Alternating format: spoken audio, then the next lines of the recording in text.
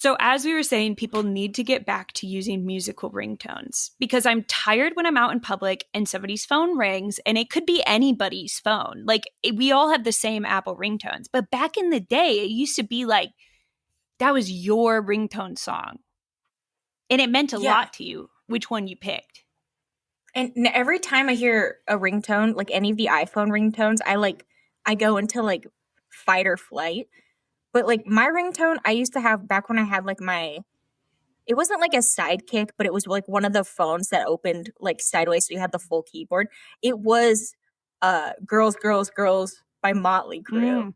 That was the song that played. When you called me in middle school, that was the song that played. That's a very middle school appropriate song. Yeah. No, I agree. Famously. But you had to pay for them, or when you would like hold your phone up to like the car radio when you're like, oh, everyone be quiet. That's what I used Jesse to do. McCartney's on the radio, and that was really cool too.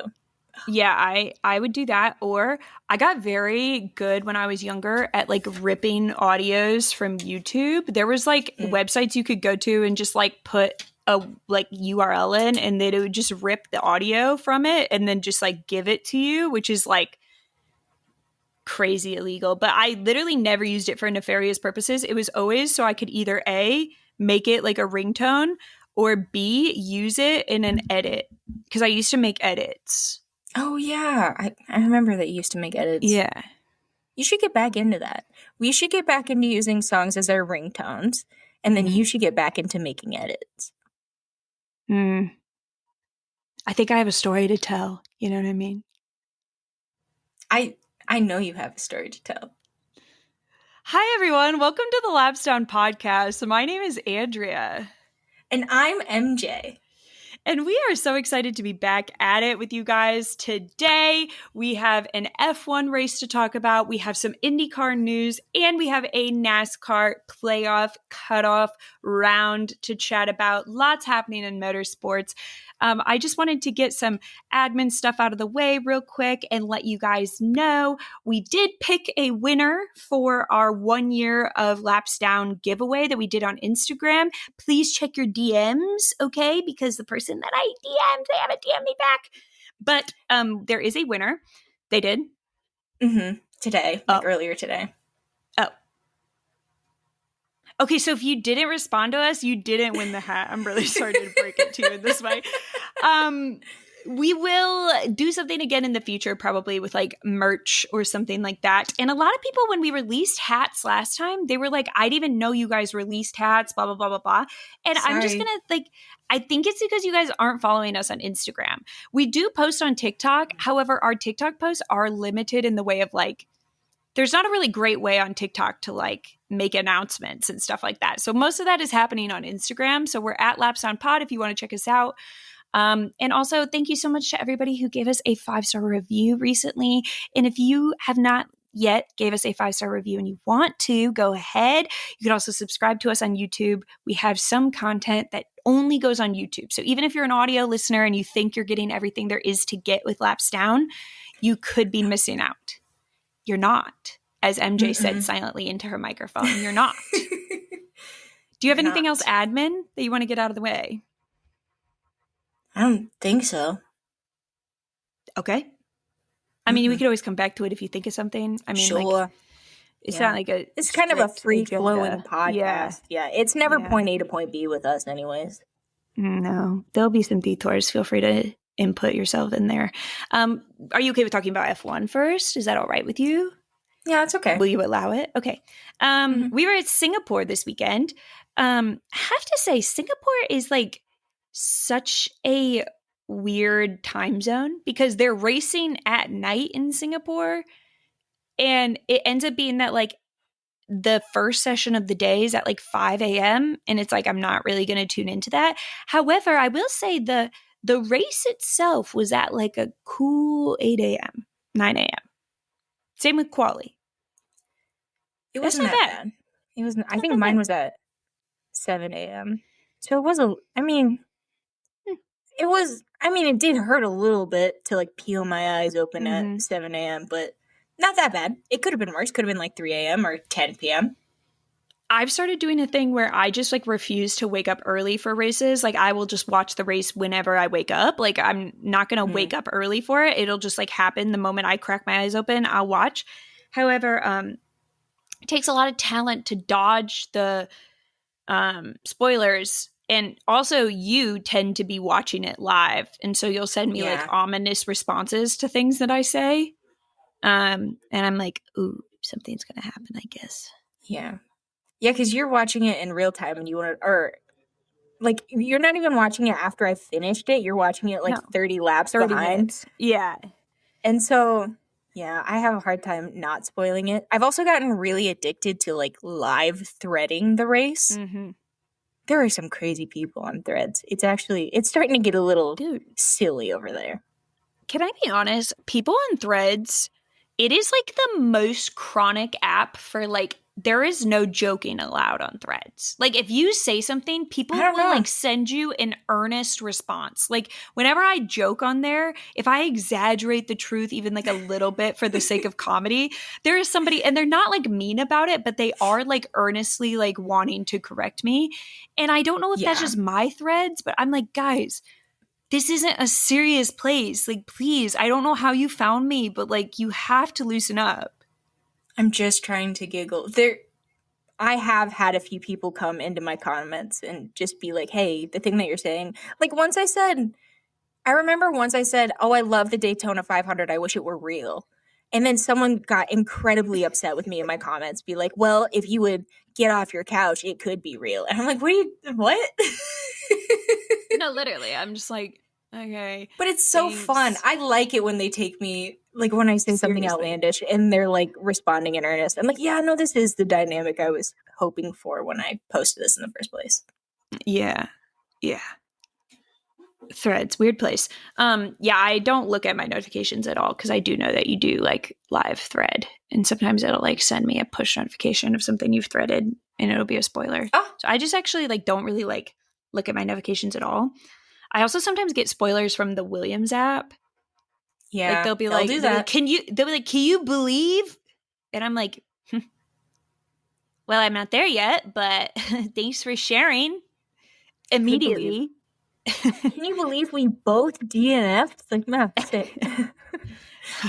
News to me, but thanks. Okay, let's talk about this Singapore race. So there's somebody that I think is getting massively slept on in the news this week in F1, and that is not allowed to happen here at Laps Down. And so I'm going to start right out the gate. We're going to talk about George Russell. George Russell isn't getting talked about enough. I think it's a travesty, and I think it's a serious problem in the F1 community. We don't ever talk about George Russell because there's always something else fucking going on whenever he decides to turn up and win somewhere. So I'm going to talk about it. The weekend for him started with Mercedes showing up in Singapore and being like, so basically there is a 0% chance that we will do well this weekend. Okay. Thanks for clarifying, I guess. And then talking about percentages, in the press conference, they asked George Russell, they said, what is the percentage chance that Max Verstappen wins the championship? This motherfucker looks Lando Norris straight in the eyeballs and goes, 100%. 100%. I'm sorry, it doesn't get better than that. Like, you guys are always complaining about, like, we want, like, a fucking serious, like, fierce, like, competitor in F1. It's George. George is that. He takes this shit dead ass serious. He's there to fuck with Lando's noggin, make him feel as insecure as he can by being like, I think Max is going to beat you. He's not even competing for the championship. It's literally just love of the fucking game. Does it get better than that, MJ? It's good. No, it's really good. George Russell is the person who would come into your threads and reply like in earnest. Earnestly. Yeah. Yeah. And be like, maybe if you get off your couch, the Daytona 500 could be real. So true. Got him. So then he crashes an FP2 and he's like, guys, sure. He's like, guys, this crash, you don't even understand. Like, I was like feeling like I was cooking something. And this crash is just like going to derail the whole plan. It's going to ruin the tour. Like, and we were all like, okay. I mean, like, you guys literally already told us you're not going to do good this weekend. So what were you cooking? A 6th place? Maybe a 7th? Like, it's okay. You don't have to cook. But then he shows up to qualifying and he puts in a first lap that is so fucking fast. He, in Q3, first lap in Q3, and he hits the wall a little bit. And even then, it's still like nobody's going to be able to beat this time. Except for he goes back out there and is like, what if I did that same thing but didn't hit the wall a little bit? Turns out, breaks the track record. Extremely fast, puts it on pole. Maybe he's cooking. I don't know. Maybe he's cooking. So I'm like, let me see what chef's serving today. Race day. Let's see what the chef is serving. And he's serving an ass whooping. That's what he was fucking serving. Because he went out there and he literally was like, goodbye. And he like didn't fuck with anybody. I never saw him on my screen. I don't know what the fuck he was doing up there. Had a massive lead on everybody. Didn't give a fuck. Was not dealing with anybody's drama. Goodbye. And then they have the fucking nerve to like not even talk about his win. Like apparently on Sky Sports, they were like interviewing like all of the fucking McLaren people, talking about the Constructors' Championship being wrapped up, all this stuff. Nobody's even interviewing George. No, he's nowhere to be seen. Nobody cares. So I just think it's a mass injustice. What are your thoughts on George Russell? I love George Russell. He is everything good about F1, I fear. Good driver. I said that about Max. Can it be both? No, Max feels like F1. Different than everything good about F1. He's everything good about F1. Like when George Russell wins, I don't like feel that fire inside of me where I'm like, yeah, this is F1. But like when Max comes on my screen, I'm like, this is F1. That's F1. Like this is F1. It's this us in F1. A documentary and it's like a cutaway to like a talking head and we're like, so this is F1. This is F1. We are kind of the Will Buxton. Like we do have that same energy where it's like when it gets wet, they put on the wet tires. But I've been studying F1 for basically one full calendar year and some change, and I have to say that this is F1. This is F1.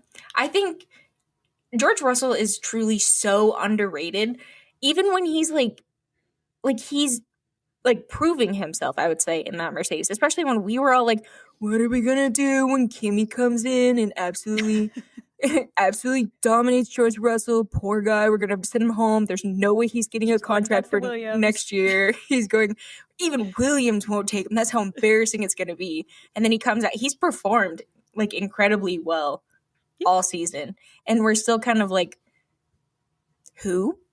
George, who? There's a second Mercedes seat? What I love though is it like never gets him down because like I remember in Vegas they were like, oh my God, Max won the world championship here in Vegas, and like in the corner you can just see George being like, woo, I'm the greatest in the world, like pouring champagne all over himself. Like he literally was like having his own, like he celebrates himself even if nobody will celebrate him. He really does not give a fuck. He genuinely, whereas like I think Mike likes F1, and I think he really, really enjoys competition. Mike Verstappen.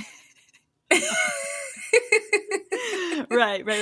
You're unfamiliar? Okay, continue. No, go ahead. I really think George Russell absolutely loves his fucking job. He loves clocking in. He enjoys winning. He enjoys losing. He's happy to be there. And for that reason, he is my fan favorite of the week. No, he honestly, like we've talked about it so many times. If we did fan favorite segments for like other motorsports, it would be like a wrap basically every week in F1 because for me, it's gonna either be Max or George. Those two are Mine's like so George or Esteban. Like those two are always fucking dude. Max this week he said something else. It was so fan favorite. It was so funny. They asked him the percentage chance that he would win the championship, and he goes, it's 50-50 because either it happens or it doesn't. What? That's not how fucking percentages Nobody's work. right. But like he was so stern about it. Like the journalist couldn't even push him at all because it's like he said it either happens or it doesn't. That's 50-50. 50-50. It does or it doesn't. I love. That's so funny. See, this is the F1 that we should be talking about. I don't want to talk about fucking McLaren. Dude. We could be having fun. We could be having fun. No, I agree. We also, have to talk about, while you brought up Esteban, I didn't put this in our notes, but I thought it was interesting. Esteban. So lately we've been seeing a lot of like fashion covers of F1 drivers because they are like fully mainstream now. So like earlier this year we had a Lewis Hamilton Vogue cover because he was like a host of the Met Gala. And I thought his was like great. Obviously, it's Lewis Hamilton. And I feel like he really pulls off like the high fashion look. You and I kind of disagreed a little bit about the Lando one. I kind of thought some of the outfits they put Lando in for his British Vogue cover, some of them I thought were nice, but some of them I was like, it just looks like he's like wearing like a fashion model's costume. Like I just am like, it's so weird to look at. Like he looks so unnatural in it. And I feel like you and I specifically talked about the one of him in like the cropped sweater, like in a field. You were like, I kind of liked that one. I think that was the only picture I liked. I was like, oh, okay, we're doing something. And he looks like kind of more comfortable in that one. The other ones, I'm like, it's like a little kid that you take to like JCPenney's. And you're like, no, you have to smile with the Pooh Bear. Like you have to look at the camera and smile like you're wearing a little suit.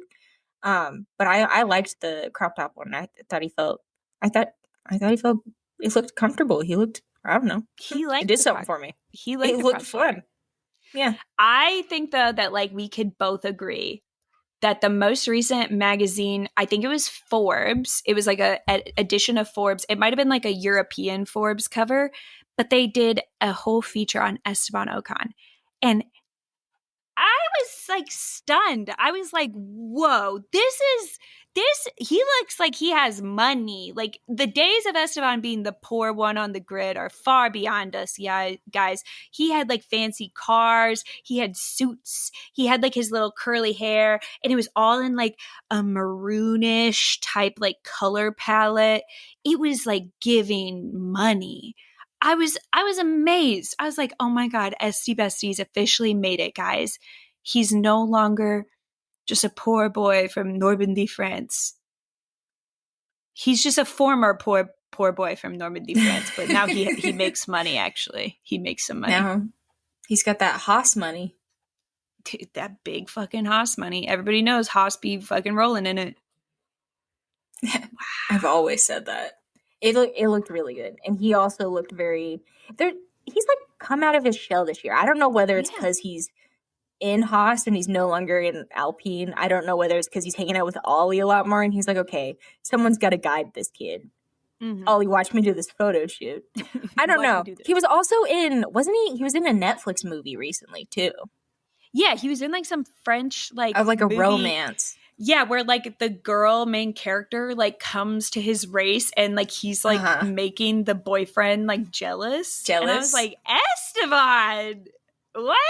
He is so silly. Esteban. And also, I don't really get into like WAG culture. I don't really care that much about WAG culture, but I will say he has a beautiful girlfriend who is in med school.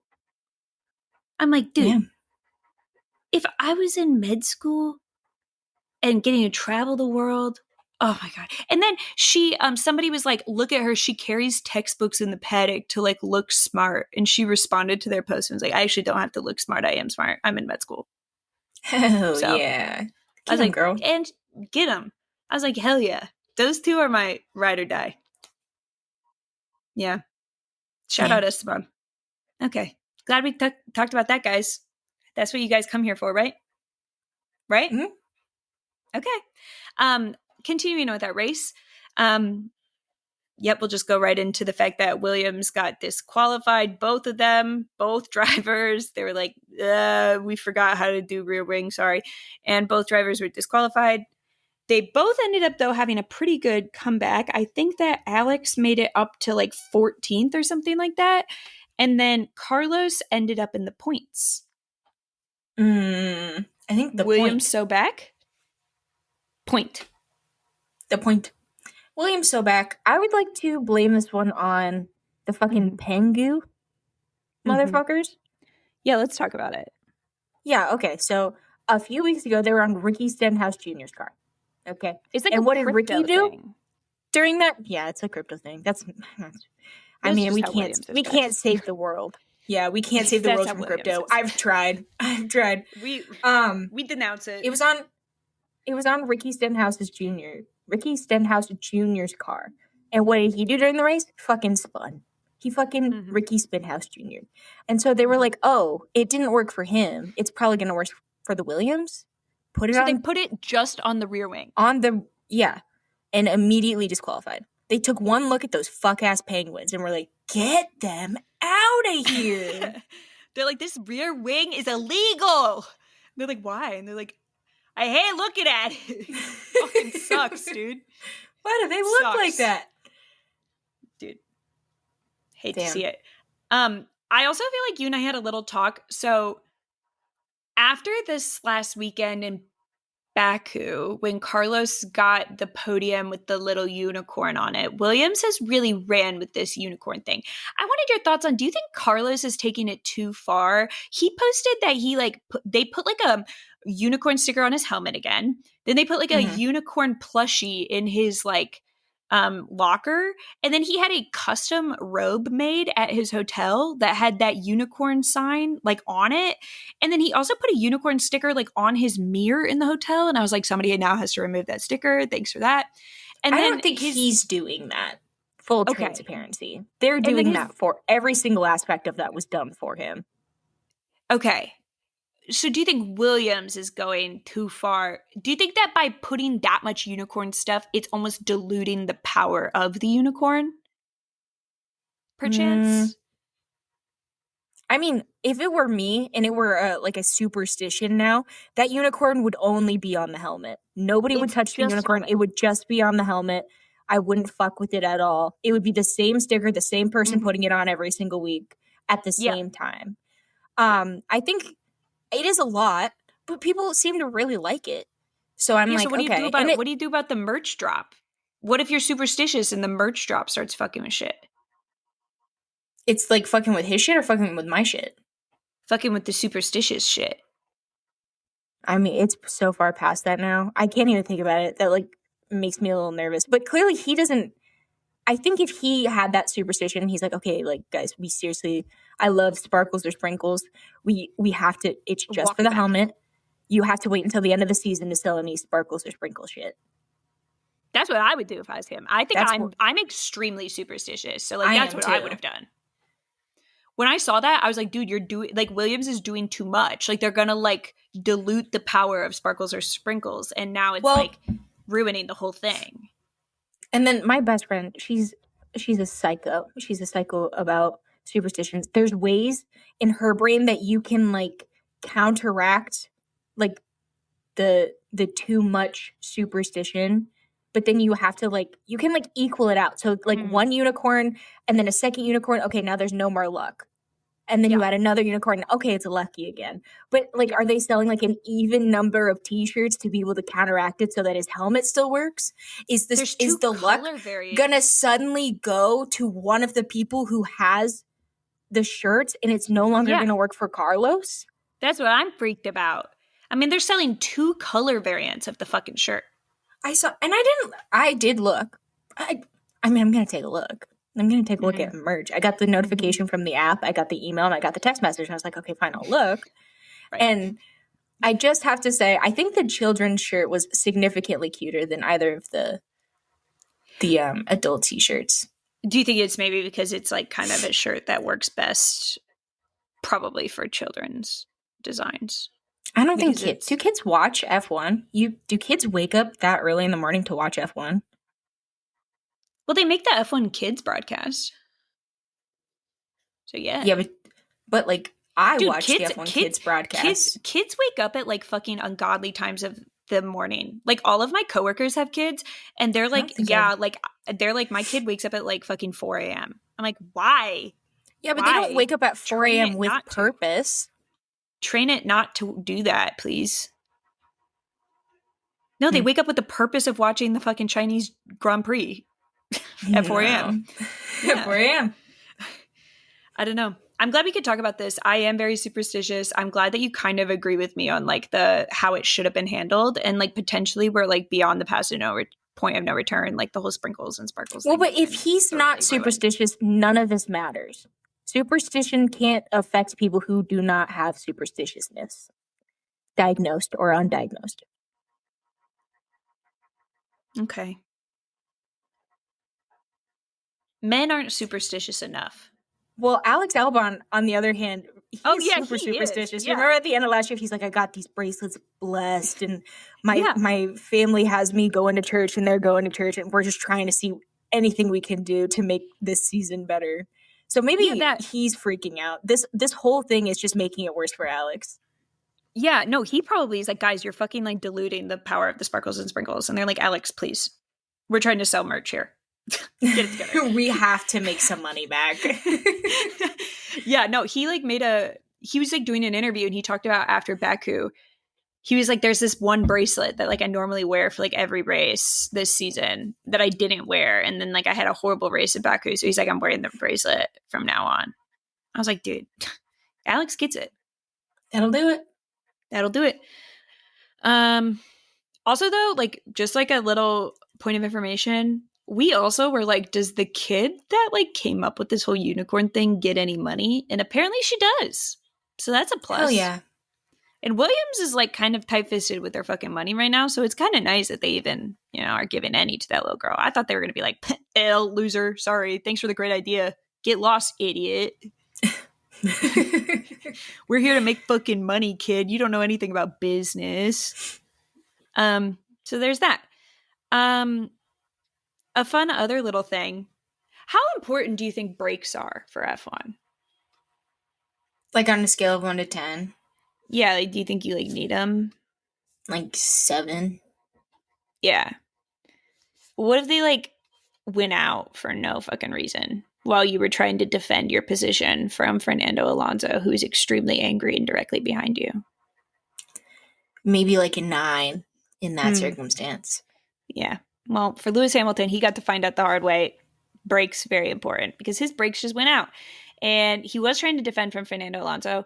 He was, I guess, like just kind of, well, we'll talk about the TV direction later and how much we did not get to see from this. But he was apparently fending off Fernando by cutting corners and stuff like that, and thus got like a penalty. And they were like really pissed at him. But I was kind of like, guys, no brakes. Like, stop yelling at him. Like, just give him the fucking penalty and move on. People were like, that's unsafe. He shouldn't even be out there driving with no brakes. I'm like, no, I think he knows that. Well, he didn't. Yeah. No, I think this is a good conversation to have. Do we think he, like, cut his own brakes or something? Yeah. Yeah. Is that what we're going with? He should, like, what did you want him to? Oh, he probably should have. He should have slowed down with using the wall, I guess. Yeah. So makes you think. Keep in mind. Makes you think. Makes you think, guys, brakes, very important. Okay. We can fucking talk about the McLaren drama. Everybody else already has. Okay. You start. Nose goes.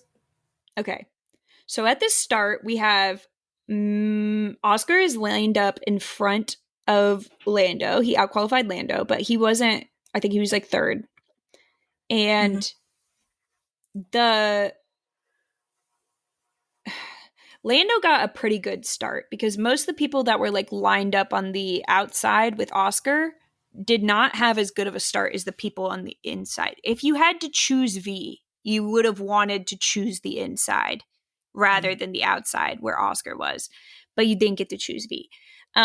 Lando gets a good start.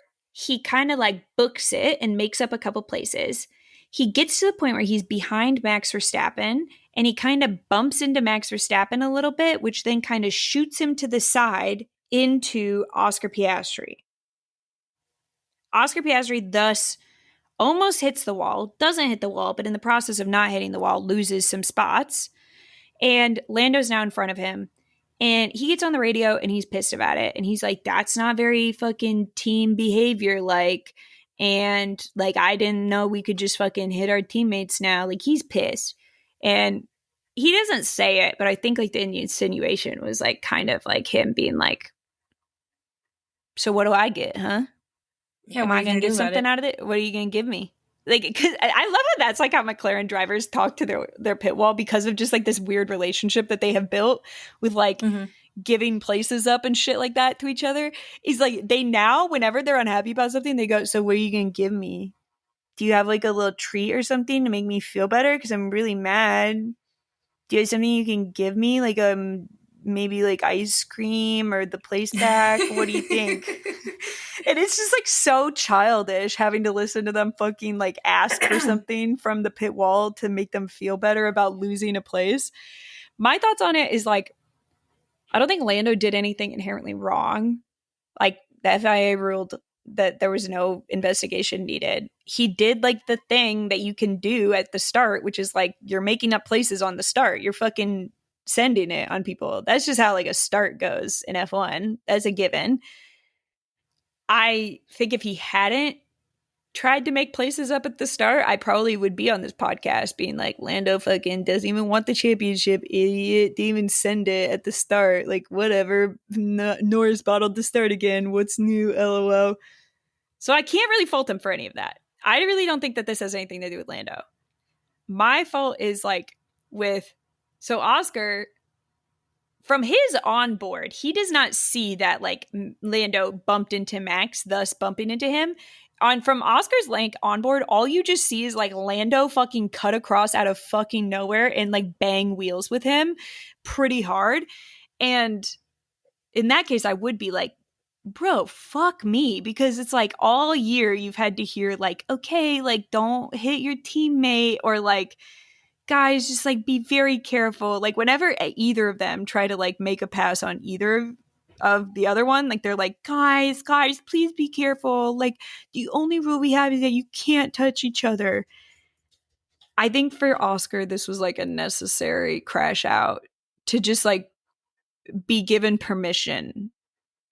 It's okay for you to race Lando now. Like clearly Lando has nothing to lose and he's racing you because you're the championship leader. I think that after this weekend, I think Oscar needed to have this crash out to be like, oh, okay, cool. So like we can just be normal now. Can we just race normally? Like we have this fuck ass constructors championship. Can we just be normal now? Yeah. Necessary crash out. I agree. I don't really give a fuck about Lando. I mean, I do, but like in this situation, I don't think it was the cleanest move. I don't think it would have worked for many people. No. Like if he hadn't done that to his teammate and knew, I don't think this wasn't like an active decision he made. It was like a mistake essentially that happened. He was sending it. Had that happened, had he done that to a different person, I think there probably would have been repercussions. So thank God for him that he did it to his teammate who he is allegedly fighting a championship with. I can't be mad at Oscar for reacting to a situation or a precedent set by McLaren. I mean, he had to give a spot back for a failed pit stop, which is like, that's still insane. So like, no, like I don't think this was unreasonable for him to ask at all. I don't think they should have done anything about it, but I 100% get why they asked. Yeah. I think all in all, this just shows how like this is such an embarrassing championship for McLaren. Yes. It's so embarrassing. Every single turn, it's like, I don't know how you guys are still afloat. Like, congrats on the Constructors' Championship.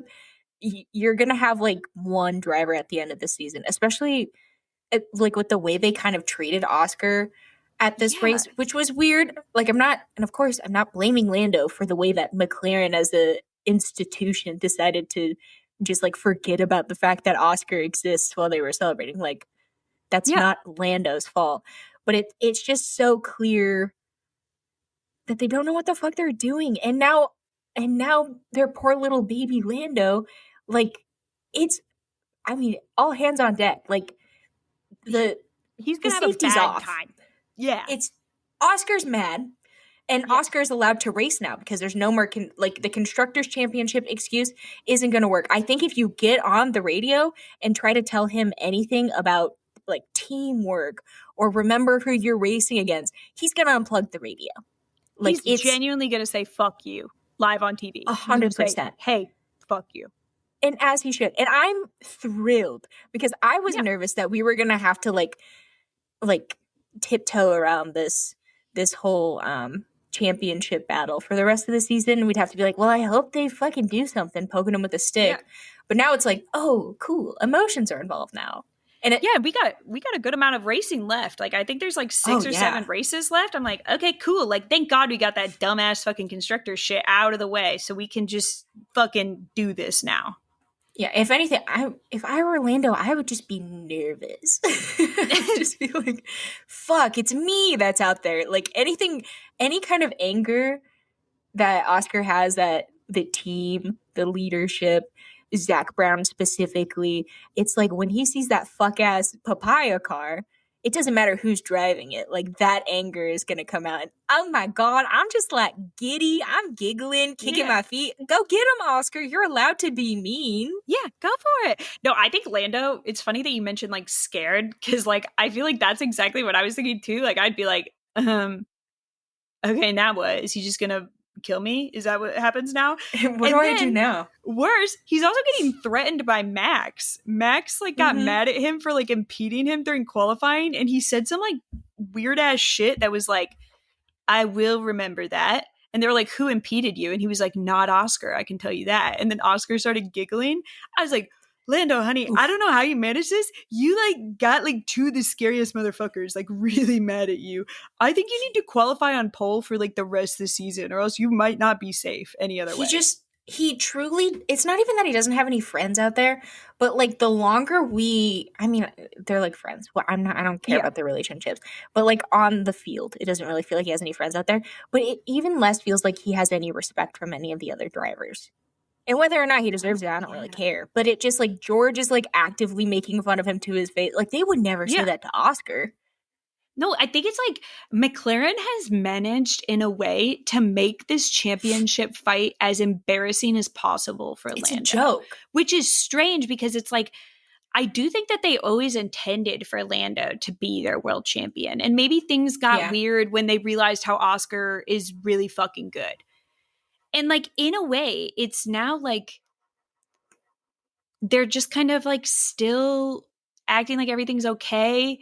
But yeah, all of the other drivers are like mocking McLaren and their dumbass like shenanigans. You have people from like other motorsports series like every week like mocking F1 and their like dumbass championship. Like, it's become kind of like embarrassing to a point for Orlando, and it's like not really always a direct result of his actions. It's just like the way McLaren has set this up for him. And I'm like, you've got to be pissed in a way if you're Lando too, because it's like, I didn't fucking ask you to do this shit. They asked him at one point on the radio during this race, they go, so do you want to like pit like before or after Oscar? And he's like, sure. I mean, no, I don't fucking know. Like, you're the race strategist. Can you just fucking tell me? Like, why are you making it? I have to decide how my teammate strategy is going to go as well.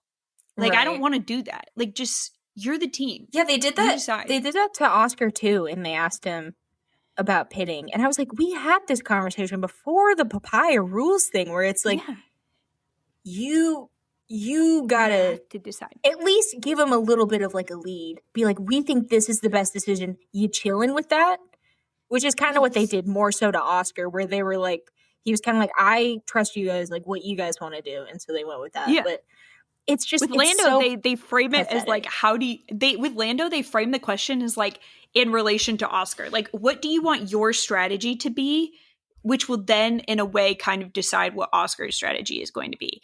And he's like, I don't really know. Probably whichever one might make me win this race would be nice. Can you do that one?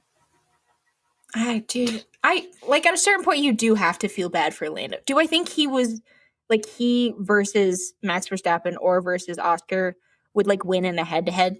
No. But I think if there wasn't all this fucking shenanigans, I think he would be sitting much prettier. I think he'd be a lot more confident. I think he'd have a lot more respect from the grid and from spectators and from Will Buxton.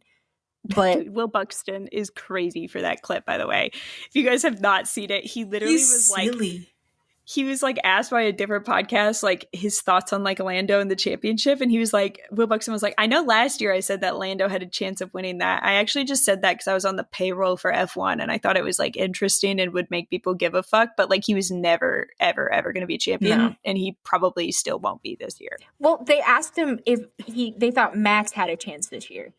Yeah. And he was like, I know I said Lando had a chance last year, didn't mean it, but like Max probably, like definitely maybe. I was like, Will. Oh God.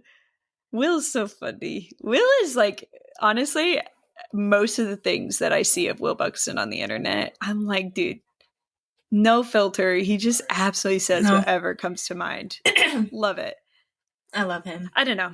I feel like the whole McLaren thing, and just another point on like the optics of it all, I think it's very interesting how McLaren has always tried to position themselves with this like very fan favorite sort of focus. Like even in the post-race interview, like Andrea Stella was like, you know, after winning the constructors championship, like we just have to thank like the McLaren fans, like they show up to all these races, like we're so like, you know, fueled by the fans, and they like try to play the social media game. I cannot state enough how much of a miscalculation it was to have all of the teams celebrating the constructors championship on the podium while the person who has scored the most amount of points for your team this year is in the media pen watching on a screen. Like the optics of that, whether it was intentional or not. I've heard some rumors that it was like an impromptu thing planned by F1. Lando wasn't even supposed to be up there, but because he got the podium, they were like, come, like, celebrate with us, Lando. And, like, Oscar has to do his They didn't media do that pin. for Red Bull. This is, I think, the excuses that I've heard through the grapevine that, like, McLaren is trying to be like, it wasn't intentional that Oscar wasn't up there, blah, blah, blah. Look. Like, we didn't even plan this, whatever. But I was like, it was crazy optically. It was really bad. It was really, really bad. Yeah. It's kind of funny at a certain point. Oscar But you couldn't write this.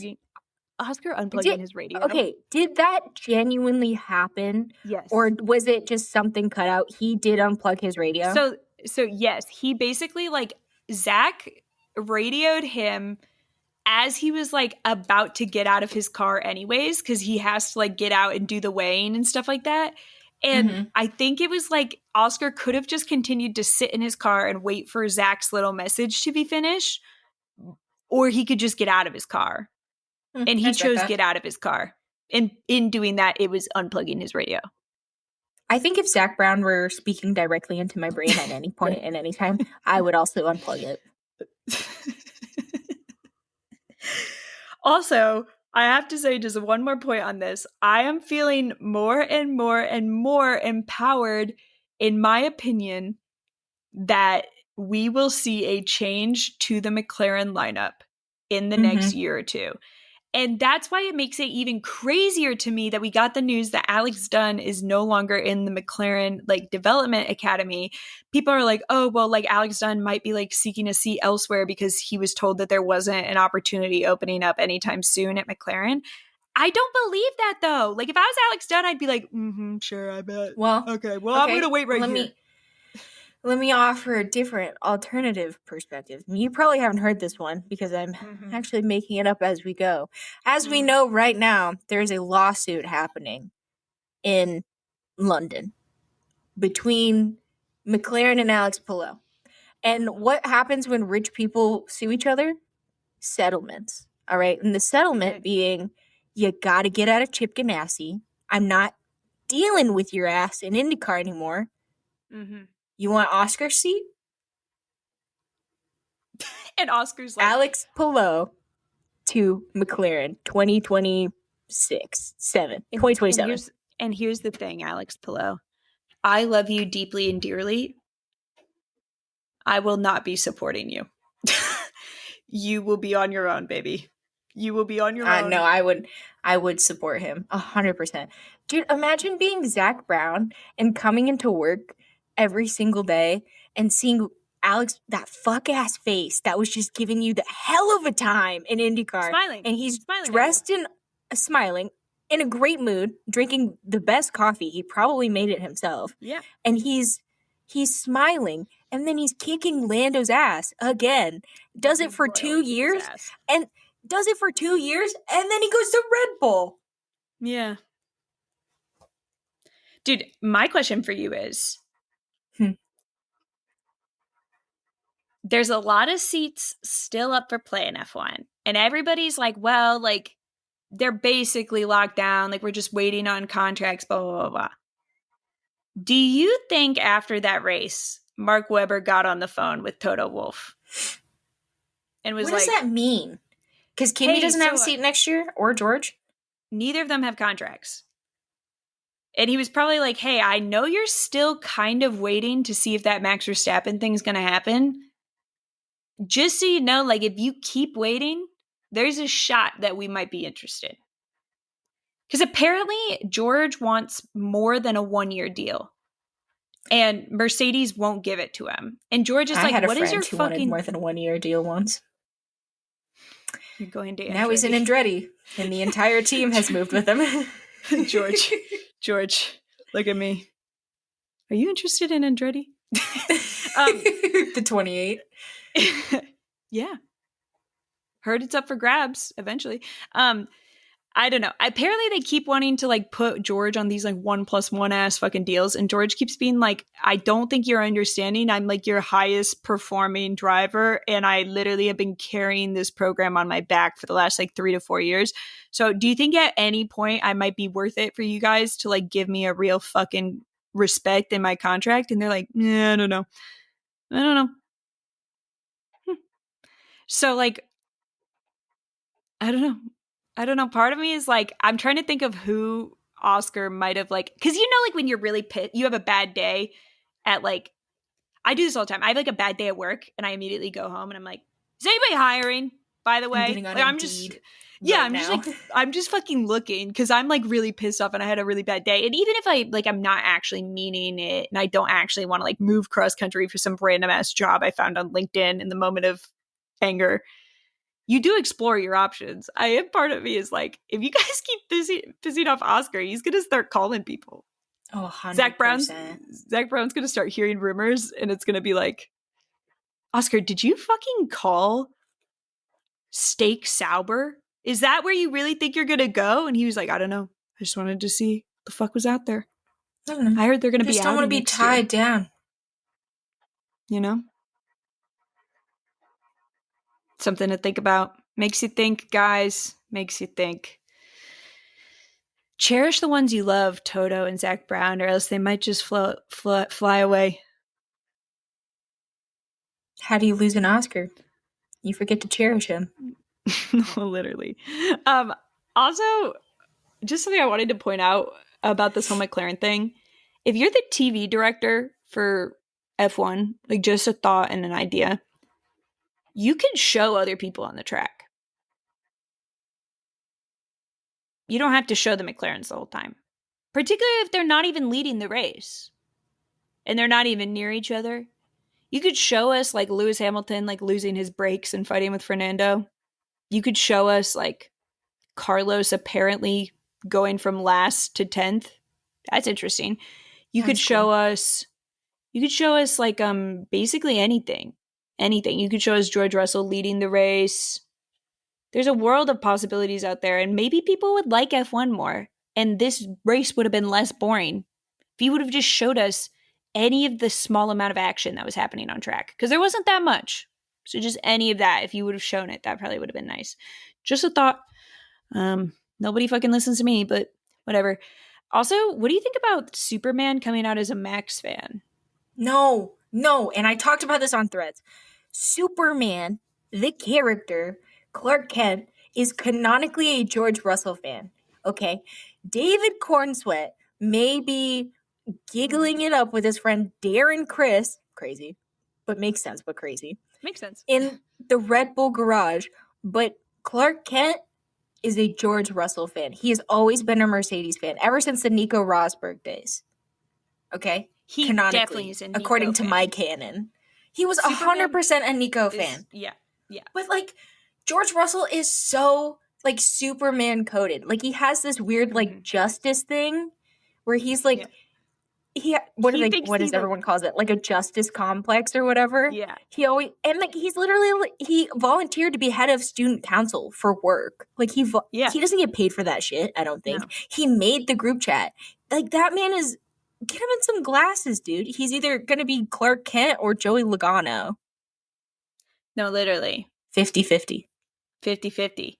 He was probably texting all the drivers after like the practice sessions and stuff, being like, hey guys, I just wanted to check in and see how you guys were liking the cool suits. If you think that there's anything that needs to be fixed or improved before race day, let me know. And I would be happy to reach out to the FIA on your behalf anonymously to share your concerns. Please let me know if you need anything. I'm just a text away.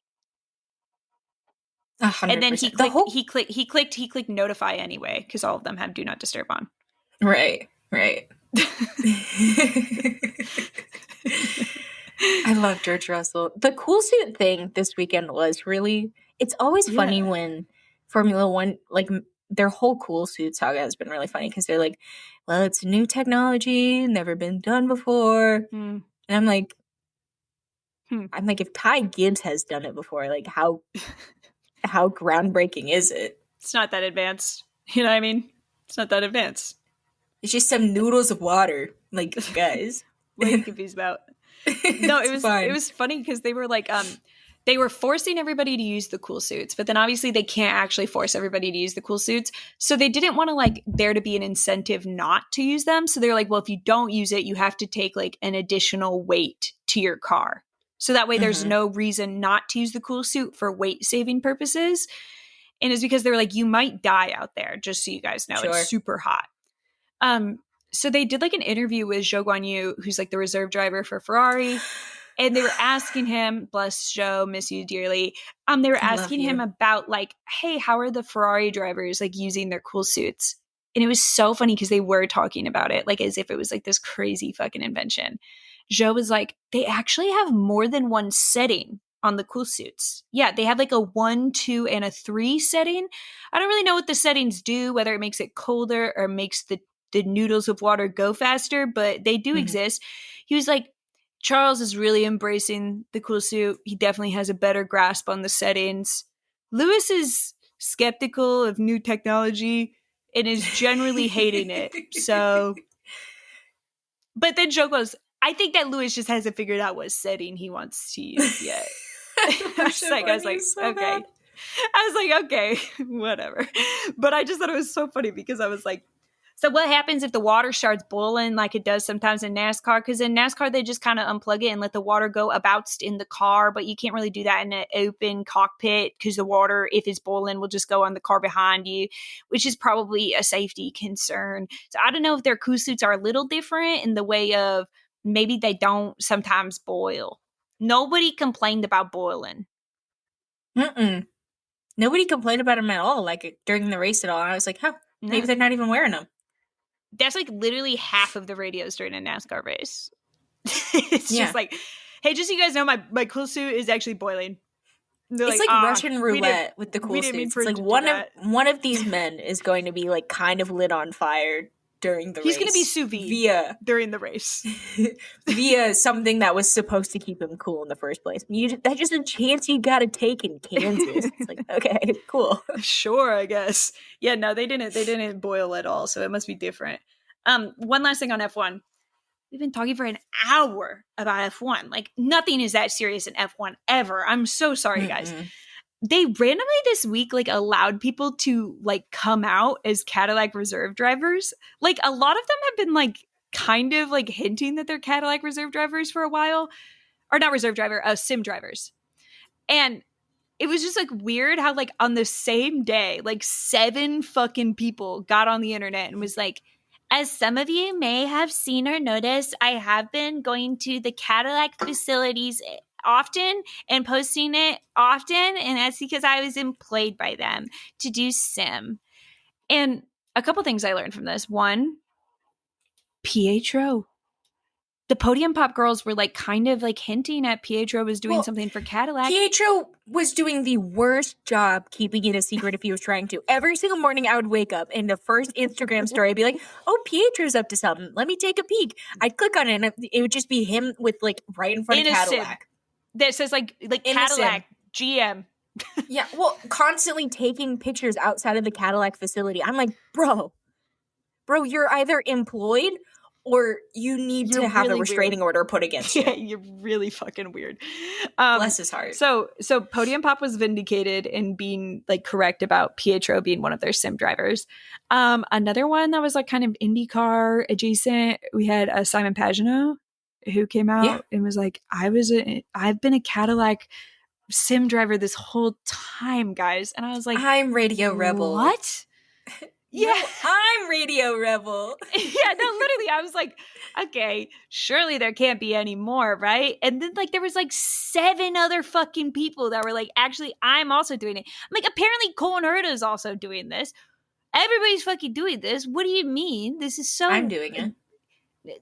Does anybody else want to come out as a fucking Cadillac sim driver? Because apparently everybody got the fucking email except for me. I wasn't asked once. Sorry. Only brunettes. Fuck. But yeah, I guess I didn't realize how many people were required to be reserve driver or sim drivers for an F1 team. And this is one of those things I threaded about it, and people were like, it's actually a really hard job and they need time to sleep. So they take turns. Yeah, actually, all these drivers, they're actually in other motorsports series. So their like schedules sometimes conflict. So they have like several people so that they can like schedule it against their schedules. Please, people, do not fucking act like you all fucking knew that there was 8 fucking sim drivers. The way fucking Mercedes is posting, you would think that Fred Vesti is like literally getting like IVs to stay hydrated while he sims 17 fucking hours a day, 7 days a week. And people were like, actually, there's like several Mercedes sim drivers. They just don't tell you about all of them. They only tell you about Fred Vesti. If you guys don't just take the fucking joke and leave, I'm going to freak the fuck out. Please stop. Or else I'm going to delete my threads again, and it's going to make MJ really upset. Yeah, guys, please don't spoil this for me. This is all I got. I'm not getting back on Twitter. I'm really not. So there's that. Congratulations to the Congratulations, Simon Pagino. Good for him. Happy for you, or sad that happened. I don't know. I'm not reading all that. They all wrote like really long posts too, by the way. Yeah, I didn't read any of them. I just saw their little pictures. Okay, first of all, like Colton Herta had like a nice picture. Pietro had like a nice picture, and then Simon Pagino's picture is just him like kind of leaned over in like a trailer.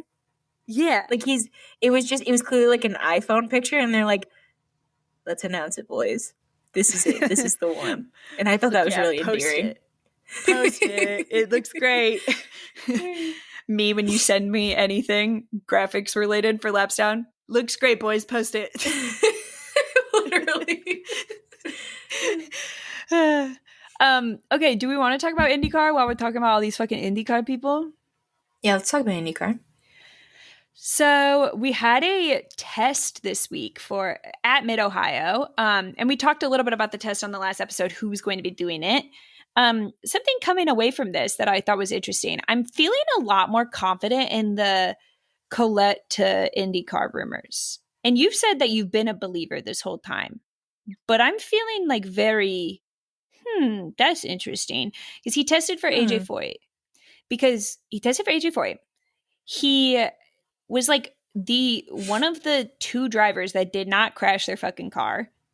And he set the second fastest time, the other time being that of Felipe Nasr, who just does the test driving for shits and giggles. Like he's just here to bully kids. That's what he's not trying to go to IndyCar. He's just there because Penske's like, can we IndyCar?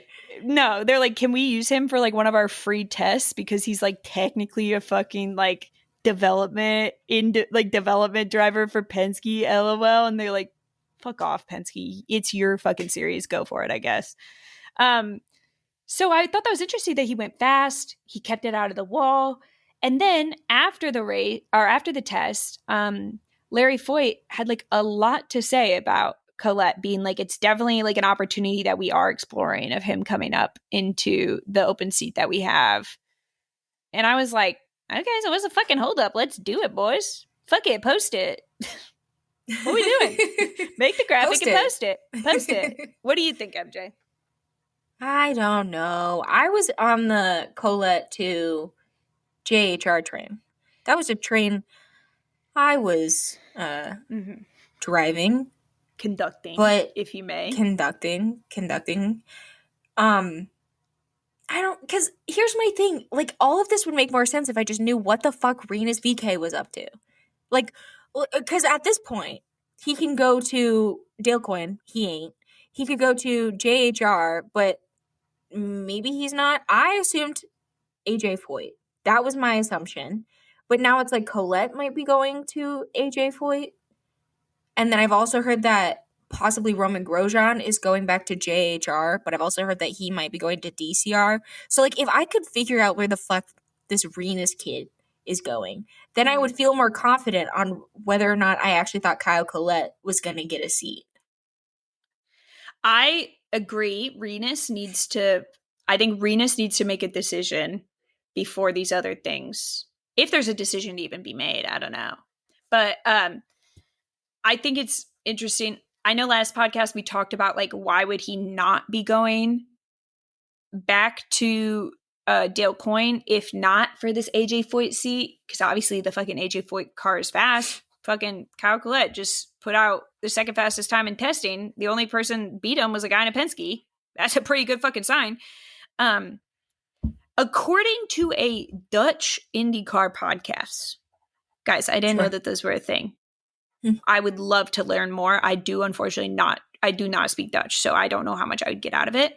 But somebody on Reddit like translated this Dutch IndyCar podcast, and they said that like they were like a little bit more aware of talks that Renus was having, and that the partnership between Andretti and Dale Coyne was only going to be for Dennis Hauger's car. It was not going to be equally distributed between both of the cars.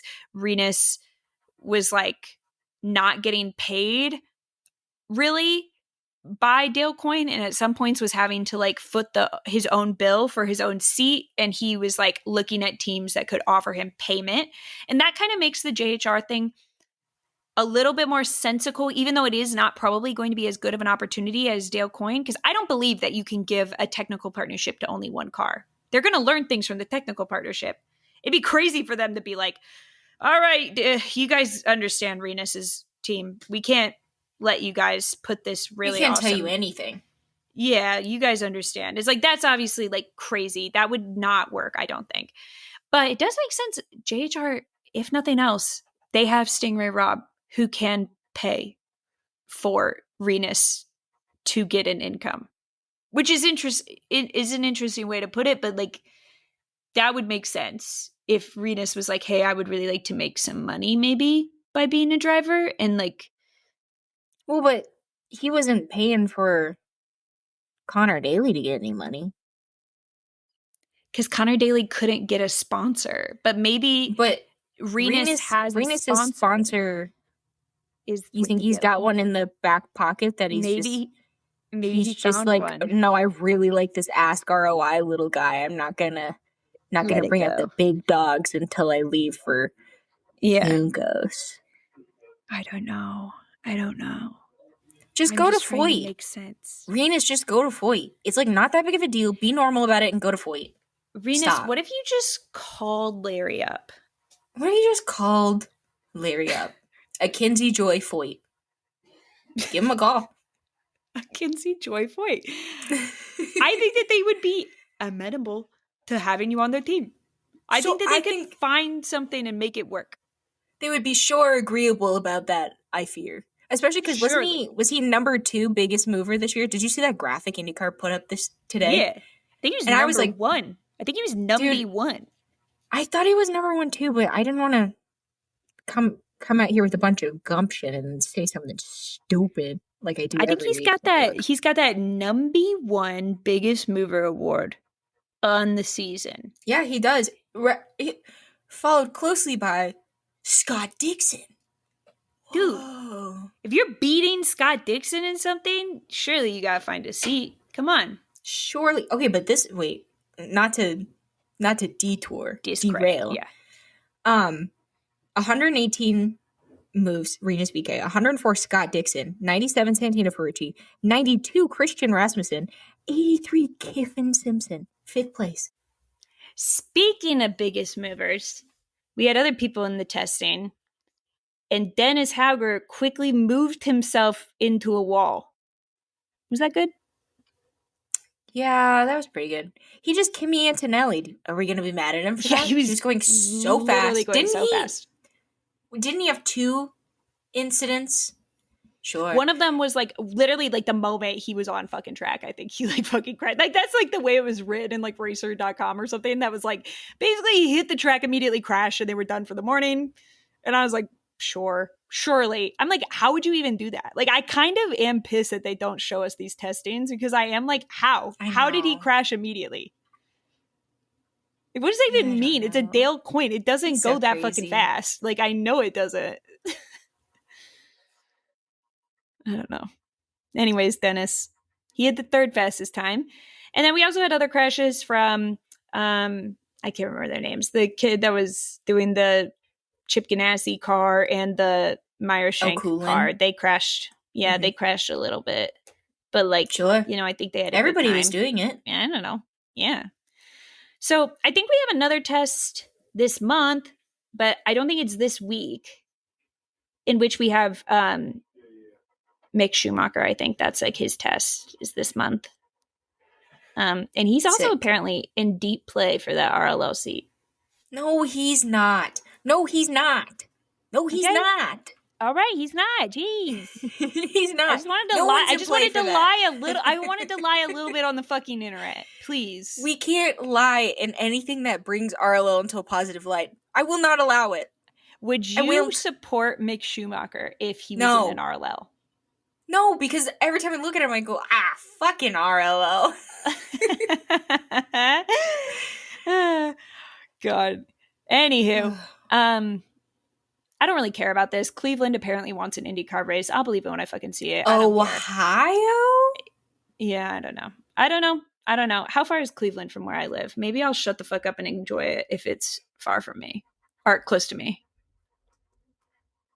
To DC time.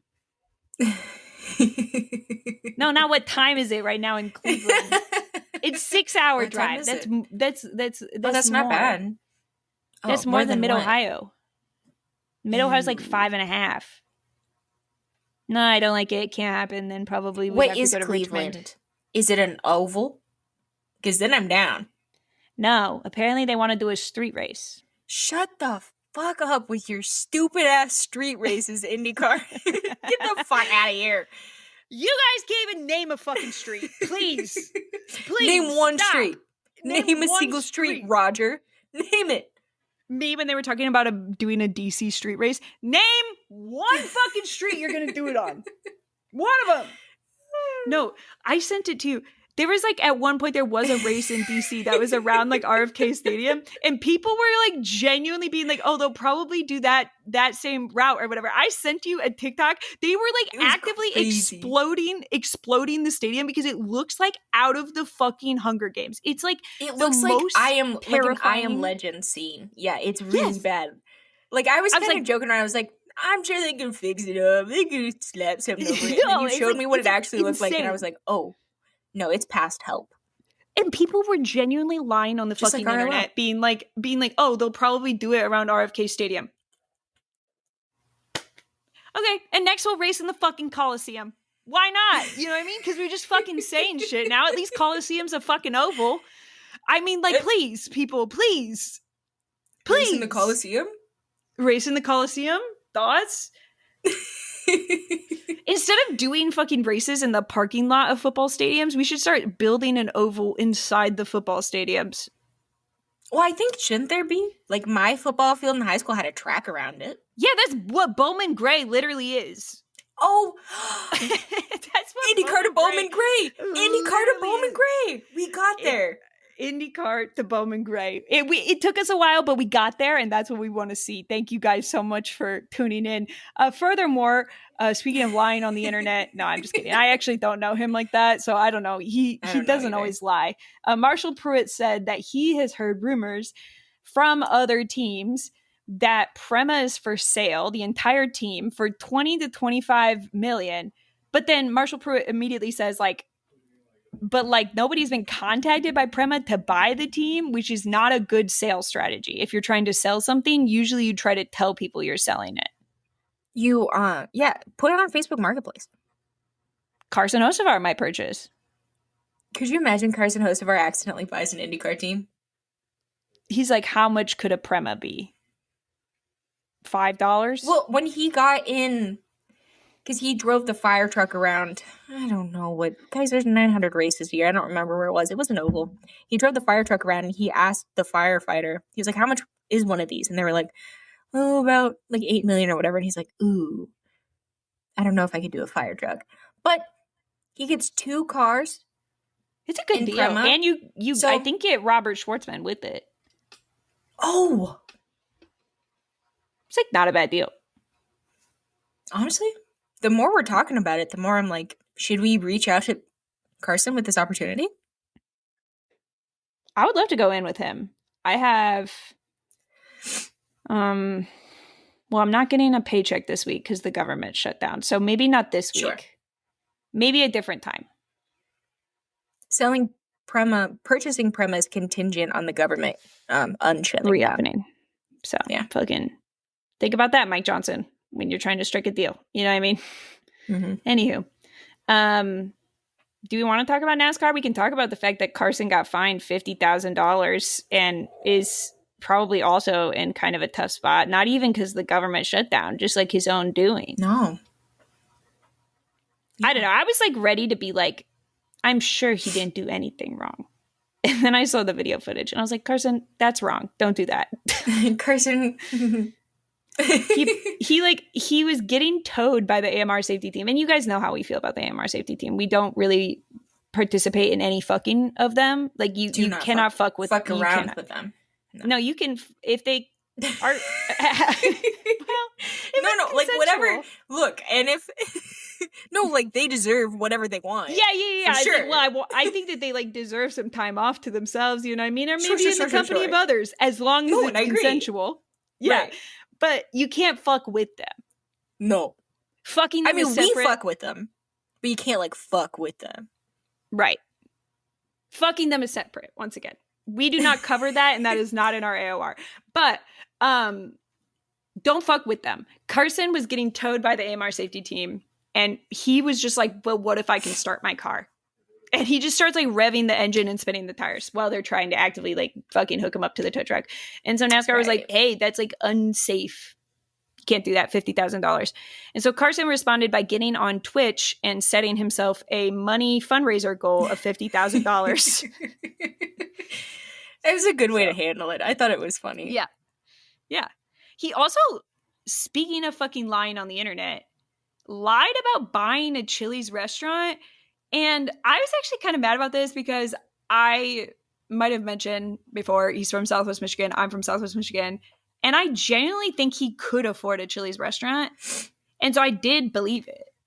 And then MJ was like, you're so dumb. Like, you think he's going to run a restaurant? Like, what does Carson know? Like, he doesn't even play fucking Cooking Mama. How would he know how to run a restaurant? And exactly. Before we even got to that, I was like, you're going to listen to Carson Hocevar on the internet? One of the things he has said, like, you're going to go, not only am I reading this off the internet, I'm reading this straight from Carson Hocevar, a quote from Carson Hocevar. And I'm going to go, yeah, that sounds about right. That's where I was like, I think we need to start using our deductive reasoning skills. I think we need to start turning on our brain when we're scrolling on Twitter. Or just get on Threads. I feel like a grandma who just showed you an AI picture of 1,000 American flags on a trailer and was like, look at this. This is beautiful, isn't it? This is so good. And you had to be like, Grandma, that's not real. That's computer generated. That's not at all what that would look like. It's not real. I got guys. I got by Carson Hocevar. So just keep me in your prayers. Anywho, SVG wins! It's the Roval, ladies and gentlemen, and SVG has won. This is his first Roval win, right? Because last year Kyle Larson won. He didn't win an Xfinity? No, he didn't, because AJ Allmendinger, this is where my beef started with AJ Allmendinger, because he got close to SVG when SVG was racing. Dude, what a fucking asshole. The audacity. I've had about enough of you, the dinger. Yeah, no. First Roval win for SVG. It feels good and it feels right. And I will say SVG has always kind of had the spirit of the Roval, but like there's something about like once you win the Roval, like it's just like you're anointed with the spirit of the Roval. I agree. It's like kind of like religious in a way. Oh, there isn't. Yeah, everything about the Roval is religious. Mm-hmm. I would agree. We got in a fight on live. We went live on TikTok this week. We started talking about it, and I kind of like said that I thought that like the spirit of the Roval was kind of like the same idea as like the Phantom of the Opera. No, yeah, we did get in a fight about this. That's insane and weird. Like it just like they like live there. They kind of like roam around. They kind of fuck with shit like chandeliers and such. And they kind of children. and then you kind of made it weird. And you're like, well, does he try to like fuck people that are inappropriate to try to fuck there, and then get like weird about it when they don't reciprocate the love that they thought that they were showing that person? Do they get weird about it? No. By the way, the spirit of the Roval would never do those things. No, she wouldn't. So what do you think the spirit of the Roval is? It's like the spirit, like the Holy Spirit of the Roval. You know? It's like the Force. Like, do you have the Force? I've never seen. No, I think you should continue down this Star Wars fucking metaphor. It's I like think it's the going to Force. go really it's well. Like, I think it's going to go great. Keep going. It's like, no, okay, pivot. It's like Camp Half-Blood, you know? Okay. And it's like the demigods. No, I liked what I said earlier. It's like the spirit. It's like, that's it. It's the spirit. It's not some creepy guy who lives in the sewers and tries to marry 17-year-old sopranos. That's not what it is. It's just like the spirit. Do you have? But what if they are a really good singer, MJ? What if they're a really good singer? What if the 17-year-old is a really good singer? And you taught them more about singing. Why are you in the sewers, Andrea? Why do you have a canoe in the sewer? I just liked what he did with the chandelier. No, and that's true. And that's a component that the spirit of the Roval could have. Just this kind of above and beyond the theatrics. Absolutely. Yeah. Yes, I'll and like a little bit of like there. a like fucking with people type of vibe. You know what I mean? I think that's fun. Sure. Okay. No, I think that's fair. So glad we could fucking settle this. I'll tell you what's the fucking spirit of the Roval. When I see Ross Chastain wrecking out Denny Hamlin, trying to get the final spot in the playoffs, he is pushing in a way. It's like, girl, the dream is dead. Like the dream is so dead. And he's like, it's not dead to me. And he goes backwards over the fucking finish line. I literally stood up in my fucking, 10-minute standing ovation in my fucking living room. That shit was great. That is great. That is the spirit of the Roval. You don't have to win like SVG to be the spirit of the Roval. The spirit of the Roval can come in many forms, and do not let your success or lack thereof define who you are at the Roval. You can be anything you set your mind to. Be innovative. Be creative. Use a stock car in a way that it's never been used before. And Ross Chastain did that. It's beautiful. It's amazing. Congratulations, Ross. That was great. It was good. That whole finish was crazy. It was crazy because we were watching this battle between Denny and Ross Chastain. Denny had passed Ross Chastain, which essentially handed the golden ticket to Joseph Logano. And so they're battling, and you hear the commentator, Lee Diffie, go, oh, AJ Allmendinger just reversed it over the start-finish line. And I was like, sorry? What? What do you mean he reversed it over the start-finish line? I would have that? loved to see that. I would love to see a car reverse over the start-finish line. And then, coming around that fuck-ass chicane, Ross Chastain dives at Denny Hamlin. People are like, it was intentional. And I was like, it was passion. I was like, the spirit had taken over him. Like, you can't be mad at him. Like, would you be mad at a person for being possessed? No. No. It had taken over him. They were both backwards. And without like a second thought, he put that bitch in reverse and went over and wow. No, yeah, 10-minute standing ovation. But like just the fact that he was like, I'm backwards, line back there, I go back. I go back, go over, line backwards. That's the way I gotta go. Yeah. Crazy to me how he did that in his brain so quickly. Like the fact that more than one person had that idea. Like, crazy. I was like, do we have footage of the dinger doing it? I have not seen any footage. I haven't seen it. Where is that? Let me see if I can find some footage. Because I was like, that's not allowed. But I've not heard anything about any kind of penalties. No one even said, is that allowed? So very clearly it is. Yeah, I think you can just do that now. I think you can just do that. They're like, well, I guess. Yeah, no, sure. No, absolutely. And that's what's beautiful about the Roval. And everyone who's like, we'll get to Roval. We'll get to that. We can get to it right now, actually. You know what? Fuck it. Don't let me like try to keep us to an agenda. Let the spirit of the Roval drive the show. Lots of people are saying that the attendance was really low. Nobody cares about the Roval. I saw people being like, there's no way people are fans of this. I saw people being like, why does the Roval even exist? I know they're not clearly fucking fans of Laps Down because I know nobody that listens to this podcast would ever say shit like that on the internet. No, and definitely not where we could see it. No. That's for sure. Dude, it was deeply fucking upsetting. The fact that people are suggesting that there should just be more fucking oval racing at Charlotte. When you know how beautiful something could be, why would you like try to... Dude, as Olivia Dean would say... Mm-hmm. Why would you try to make them feel small? How could somebody do that to the one they love?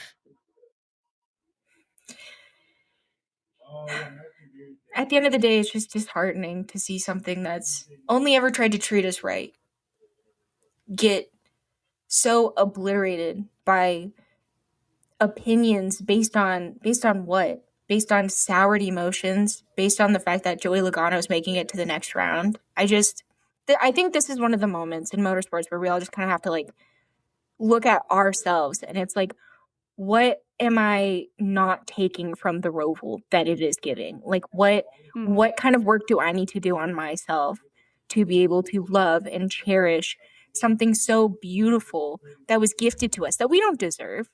At the end of the day, we don't deserve the Roval. And the Roval doesn't deserve this hate. There's a beautiful quote by now deceased President JFK that goes, ask not what the Roval could do for our country, but what our country could do for the Roval.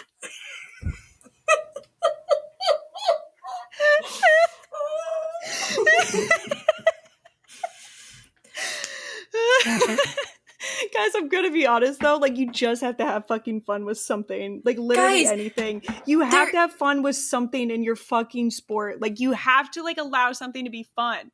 You have to. This is like, it's like if Laps Down contributes nothing to the NASCAR world, which I think we've already contributed so much. I mean, honestly, I mean like 100%. It's like we're like a fucking World Heritage site for fucking NASCAR. You know what I mean? Like we contribute culturally and artistically to the fucking world of NASCAR.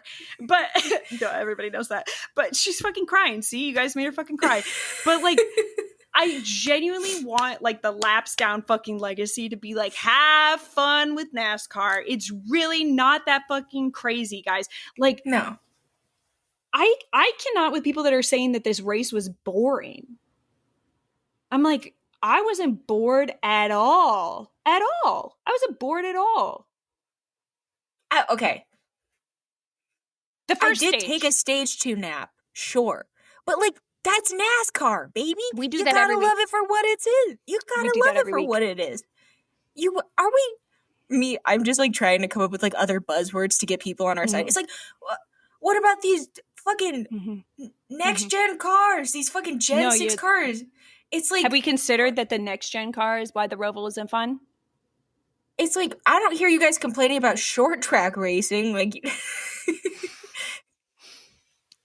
yeah, I'm not with her on that one. But I think, okay, Jeff Gluck made a statement this week in which he says that he does not even think that there should be a road course in playoffs. And this is a very common sentiment. And to that, I have to say, then how the fuck would SVG win?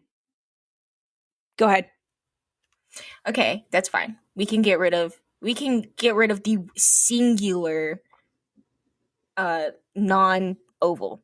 Totally fine. I think then we should probably also get rid of super speedways. And while we're at that, the short track racing is kind of crazy in these cars. It's not like it's a lot of strategy. So we should probably get rid of those too. So it's just like probably just intermediates. Like, just intermediates. Yeah, just to be safe.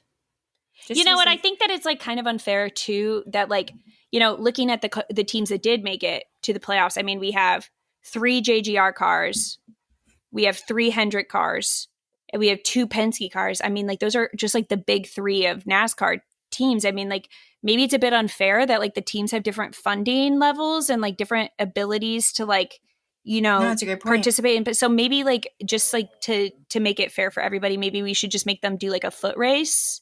Probably.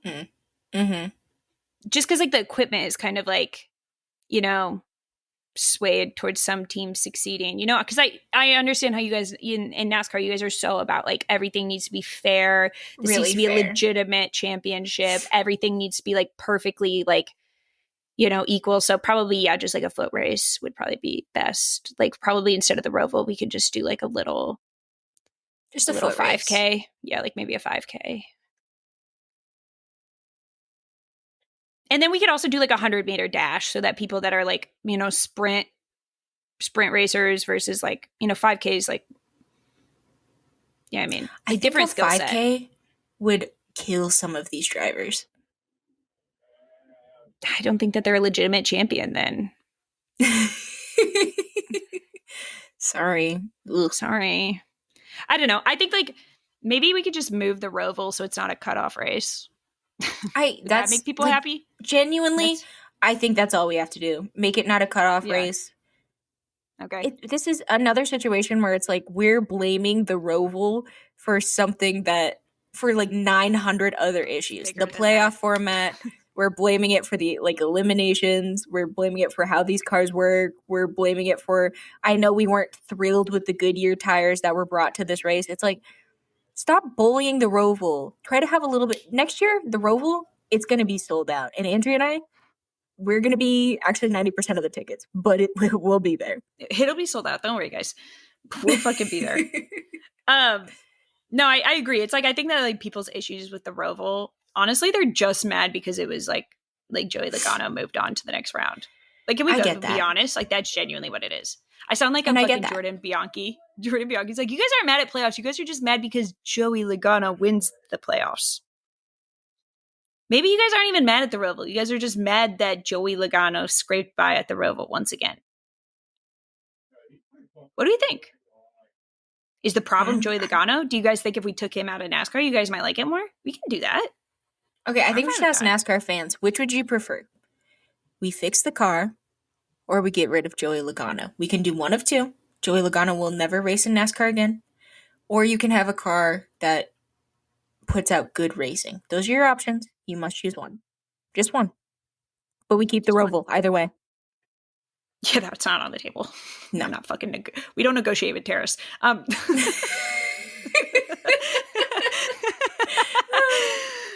really on a roll today. I need to move quickly past this. I'm surprising myself with some of the shit I'm saying. Okay, so we also, what was funny about the whole like Joey Logano of it all is that afterwards you see Denny Hamlin and he's like, I didn't know that if I passed Ross, Joey Logano would have been in the playoffs, or else I wouldn't have passed Ross. He was pissed that he was not given this information. Yeah, he was like, this is pissing me off because I fucking hate that guy. I would have never done anything to help him. Why didn't you guys tell me? ultimate fucking betrayal. But my question is like, they couldn't have told him because that would have been like race manipulation shit, right? I think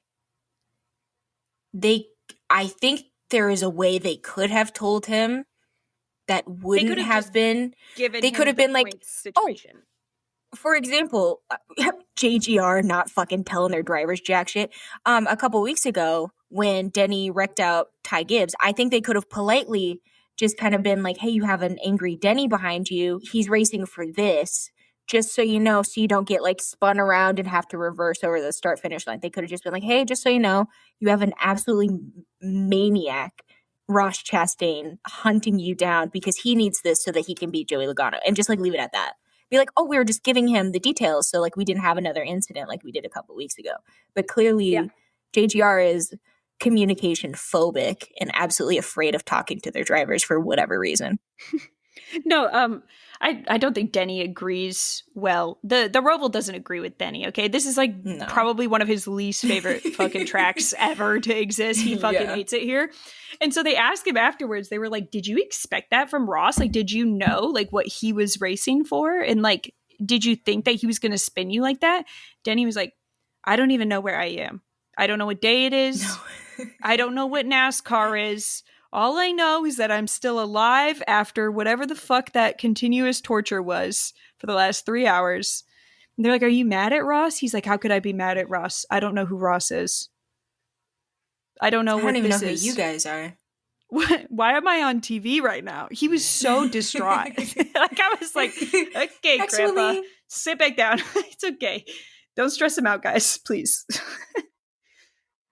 God, I feel bad for him in a way. In a way. I think he should get to sit out the Roval. I think like there's like 3 people we can pick each year that it's like, you're poorly equipped to handle this race and like you get a waiver. Denny Another Hamlin, person, Austin Cindric. God, I don't want to talk. Can we not talk about him? We got to report the news. This is a journalistic podcast. So Austin Cindric got kicked out of playoffs brutally and forcefully against our wishes. We love Austin Cindric. He got spun by Carson Hocevar. Congratulations, Carson, on the Chili's location, by the way. That was completely true. So it was like, I mean, Austin Cindric was like literally not going to make it out of this round at all. There was no world in which he was, but it was still crushing. He gave this like fuck ass quote after the race that was like, I was so sad. I just absolutely feeling sorry for myself. And then my teammate handed me a water bottle and I started like crying. And I was like, well, it's even more pathetic than that. It's even more pathetic than that. He was sitting in his car after the race, just like digesting things. And one of his team members like reached into the car and replaced his warm water bottle with like a fresh, cool water bottle. And he's like, in that moment, I could have cried. And I was like, as I was like actively crying at home, I was like, no, yeah, that's really sad. No, like, I'm going to be honest. That's me when I'm PMSing. You just give me a cold water bottle and it's like, that's me after 10 p.m. Just unlocked. Yeah. Yeah. Austin gets it. Austin fucking gets it. And it that's made why me so sad. I'm so sad about this. Like, I don't care if NASCAR needs playoffs. I think I'm not built for playoffs. I thought it was going to be really fun going into it. And then I was like almost in tears over fucking, I don't even know who the kids were. What, Sammy Smith and one of the Grays? And I was like, I feel sick to my stomach. Like, oh yeah, the Xfinity I'm hives. No, that was disgusting. Torturous. I genuinely don't know if I care about either of the drivers, but just watching them. And then literally Taylor Gray, they were like, what are you going to do now? And he's like, probably go home and cry. And I was like, fuck, dude. What are we doing? What are we doing, guys? Have we lost our way? Like humans? This is torturous. And then you had both 2311 cars below the cut line. They're out as well. I was like, hey, so that's crushing as well. That's good. Just add it to the fucking list at this point. Sure. And then Ross Chastain, weirdly, like very touching, his exit from playoffs, because after he reverses it across the line, terrorizes half the track, he proceeds to like just go around and like apologize to everybody. And he literally was just like, I mean, what am I to do? He did accept it pretty well. Yeah, he's like, I mean, did anybody think anything different from me? If you heard I'm on the playoff cutoff line, I have like one pass to make and I could make it into playoffs, did you think I wasn't going to do something crazy? And everybody was like, no, I didn't think anything different of you, Ross. I knew you would. I love this sport. Beautiful. Touching. Did you see SVG said that the last 10 laps he was watching the TVs to see if Ross would make it in? That's just a fucking flex. He was like, that to flex. I was actually I was so far ahead of everybody that I kind of slowed down a little bit just to watch television to see if my buddy who's in the back fighting for his life, see if he would make it in. If he was gonna make it. If he was gonna fucking make it. Dude, can we talk about the fucking rugby kick after the race? That was like the most powerful rugby kick. I literally was like, whoa! It's like at a certain point, I'm like, someone's gonna die, SVG. Shane VG. Shane VG, can we have one rugby ball dedicated to the Laps Down podcast for our studio someday? But don't kick it at us. Just hand it. No. Maybe. He was, what gas station was he outside of in Kansas? And people were walking up to him with rugby balls to sign. Dude, I'm like, is he at a fucking come and go and they're making him sign rugby balls? It was so, and he was like sat outside on like one of those little Red Bull like high tables, you know, like they have it like ice rinks and stuff. And I was like, oh, to be in Kansas right now. SVG, we'll get a rugby ball from you. Why not? Yeah. Well, we can hang out outside as many gas stations in Kansas as we need to. Yeah, my preferred location to hang out outside of a gas station. Preferably one with pizza. And we're not going to dwell on that too long. We'll keep moving. Okay, and then one more thing. Riley Herbst gets DQ'd afterwards. So last year it was Alex Bowman. This year it was Riley Herbst. Can I say something? Yeah. Did we do that? We did ask him to sacrifice himself in order to prevent, I think, Kyle Larson winning. And then things started to go really, we said like, okay, can you make it so Joey Logano doesn't get into playoffs? We asked a lot of him throughout the race, you and I, via text message. Tried to take out Kyle Busch. Kyle Busch tried to take out him. No, even on the podcast last week, we were like, Riley Herbst is going to have to do something. There's a part of me that feels like maybe we caused this. I do think he listens to the pod because he said like something on the radio like Kyle Busch should just probably retire. And I was like, no, I said that. I know MJ said that. So, sorry, Riley, you didn't win the Laps Down hat, but try again next time in the giveaway. Thanks for listening. We love all our listeners. Riley Herbst, if you haven't left a 5-star review, please do. Please, Riley. I think it'd mean a lot from you. Shout out, Riley. Shout out, Riley. I'm almost going to be a little sad when Corey Haim takes your seat or you lose your charter. Either is up in the air. Either way, you're probably not in the car. Damn. You and Jacob Abel. Don't fucking compare them. 2 peas in a pod. Don't you fucking compare them. I mean,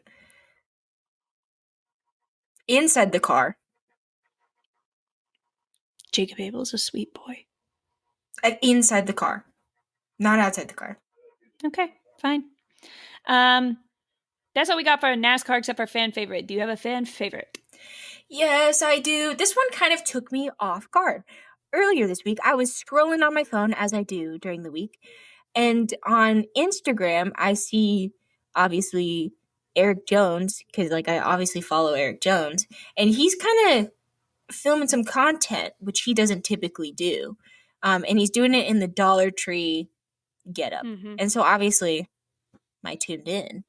And he steps out of his little trailer, and then right behind him, a young man dressed exactly the same as him, minus a covered Toyota logo, was Christian Rasmussen. And then they were pushing each other around in like little Tykes cars. And I'm not super sure what the trend was supposed to be, but I do know that I was here for it. And then I posted to my story that it is confirmed that Christian Rasmussen has the spirit of the Roval. and Eric Jones or whoever possesses Runs Eric that Jones' account. account liked it and thus sold. He gets it. Do you think we could get Eric Jones on the podcast? I just feel like I want him to know what Spirit of the Roval means. Sure. I think we could. Eric Jones, we're attempting to make contact. Eric Jones, if you can hear us. Put him in a three-way call with the Spirit. Spirit of the Roval, Eric Jones. Eric Incoming Jones, call. If you can hear us, Eric Jones, we're attempting to make Notify contact. anyway. Yes, I mean it. Notify anyway. I don't give a fuck about that do not disturb, bitch. Oh, God. Yeah, okay. We'll have to keep that in mind for the off season. All the things that we have planned for the off season. We're probably just going to do the same thing that we usually do, which is this podcast where we just kind of talk for 3 hours about motorsports generally. Nothing. With a few detours. Speaking of spooky, attempting to make contact with ghosts, I have bonus news from a bonus motorsport. Can we start calling all the random motorsports that we cover like bonus motorsports? Kind of like when people talk, like they talk about like their stepchildren and they say like bonus child. With bonus daughter. Yeah, our bonus motorsport. Okay, well, our bonus motorsport this week is IMSA because this week, you're listening on Tuesday. It's also Monday, so it's still this week. I just got embarrassed. Petit Le Mans, and guess what's happening at Petit Le Mans? What? They have the little Rexy and the little Spike in a costume, a ghost costume. What are you looking at? I opened my phone because I was going to bring up the time for Petit Le Mans, and the first thing is JJ Yele. What the fuck is he doing here? Jackenzie Joy. Jackenzie Joy Yele. No, but I think it looks really cute. I like their little outfits. I like that they pretended like they were giving us the choice to choose which outfit we were going to do. That's not how wraps work. Had to make 100%. 100%, but we love engagement. Yeah. Hell yeah. So just keep that in mind. That'll be exciting. We're going to be watching Petit Le Mans. We're also going to be watching Bathurst. Well, Petit Le Mans, let me tell you what time it's at, okay? Because I feel bad because we always talk about these fun little motorsports and we never fucking tell anyone when or where to watch them. Well, as a great prophet once said, the influencers don't even tell you what time the race is at.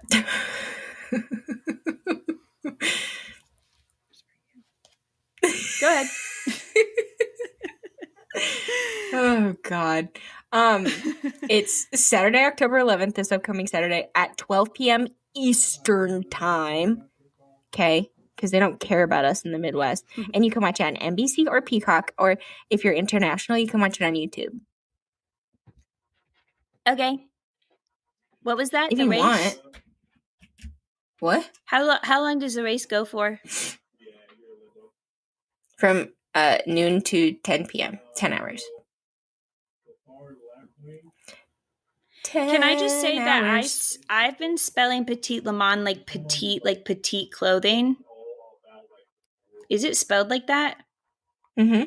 P-E-T-I-T. So are they calling it because it's like a regular Le Mans, but it's like skinnier and smaller in stature? Mm-hmm. It's like kind of pick me in a way. Like Le Mans and Petit Le Mans are in the same room, and Petit Le Mans is like, oh, I wish I could finish my meal, but I'm just so full. Yeah. Yeah, I like tried to wear like my boyfriend's hoodie, but it was like so big on me. It was like, just so big. I wish I could borrow my boyfriend's clothes. But that's like so great for you, Le Mans, that like you probably can just go to the store and buy clothes because you're like built like a regular person. But I try to go and like they don't have like a double extra small. American Eagle only goes down to 000, and I don't know. It's like I can't find a belt that's like small enough that has enough holes to be able to hold my pants up, and it's really hard. You know, you can actually be skinny phobic as well. Like, people come up to me on the street all the time and they're like, eat a burger. And it's like, it's so upsetting. It's really hard. That's Petit Le Mans for you. So you guys should tune in. Thank you guys. Thank you guys for that bit. Thank you guys so much for coming today. You know what I mean? Yeah. Yeah. Today I'll be playing the part of Petit Le Mans. And I'll be playing the part of her duff friend, Le Mans. If you guys think about it, we're actually like usually only 2 steps away from an improv show. Whoa. Like this podcast is like twice removed from like just an improv comedy show that you joined as part of like a quarter life crisis just to make friends in a new city. And maybe you'll try out for SNL someday, but like you're not like committed to the idea because SNL like doesn't really value comedy really as much as it used to. And sometimes you're better off just like forging your own path in comedy. Yeah, I mean, I'm not interested at this point in auditioning for SNL, but I do know what I would do in the audition. But I'm looking at more serious ventures like Nickelodeon. Yeah, I'm doing like one of those like it's like in Saudi Arabia or something. It's like a comedy show in Saudi Arabia or something. Have you seen that? Yeah, I have. Yeah, I have. That's so funny. I just love that like now comics are having to like argue with each other about like their fucking like moral compasses. It's crazy. Yeah, it's funny. 10 out of 10, really funny. Bathurst is this weekend too. If we didn't lose you at the multiple bits we just did, Bathurst is this weekend. Let me pull up the time. I wrote down the time. I didn't write it down. I just Googled it. Oh, and Super Utes are this weekend. So you're gonna get to watch Super Utes. Very exciting. Yeah, I will because it's gonna be in the same fucking 19-hour clip posted as on you scroll through, you'll find it. They are so funny to me. But the race starts on Saturday. So like right after, or no, it's like right at the end of Petit Le Mans at 7:45 p.m. Central Time. So whatever fuck ass time it is over in your fuck ass side of the country. Right. Bathurst. And they're racing to get into the finale because the way that Supercars is set up, they kind of do like an elimination style thing too, but we don't have to get into that. It's going to be fun to watch. $9. How long does Bathurst go on for? It goes on for 1,000. Of the kilometers or the miles? I think probably kilometers. Well, if you guys need any more convincing to watch Bathurst is like kind of the big deal event, I feel like, for supercars. It's like their big one. Like they're doing their big one. Super like Bowl. people are like, I don't want to leave supercars until I've like won Bathurst. It's their Super Bowl of supercars, much like Laguna Seca is definitely the Super Bowl of IndyCar, as we've covered extensively on this podcast. Also, we watched last year. I mean, it was like fucking insane, guys. This track is like the craziest track you could possibly think of. Like, think about how fast you should be driving on the side of the mountain. Now double it. That's probably how fast they're going. It's insane. It's really crazy. And they fixed the, it's beautiful. If you guys remember the safety car issue we had, they just completely went back on the rules and they just made it the old ones, which I was like, it's crazy that they like listened to their driver's input. But yeah, no, everybody was like, they fixed it. Yeah. Everybody was like, this is really confusing. And they're like, okay, what if we get rid of it? Sorry. Sorry, guys. We were just trying something. I don't know. That was our bad. So we'll catch you guys next week. We'll be talking about all of those motorsports and probably other stuff. You know how it goes. And here's to year 2, MJ. Year 2 starts today. Wow. This is our first episode in year 2. I guess it is. That did just kind of confuse me a little bit. But it is because it's not season 3. We're still season 2, but it's year 2. We're different now. It's season 2, year 2. Season 3 starts January. Next year. Everybody knows that, MJ. It's not confusing at all, really. No, yeah, that makes a lot of sense. Okay. Bye. Okay, bye.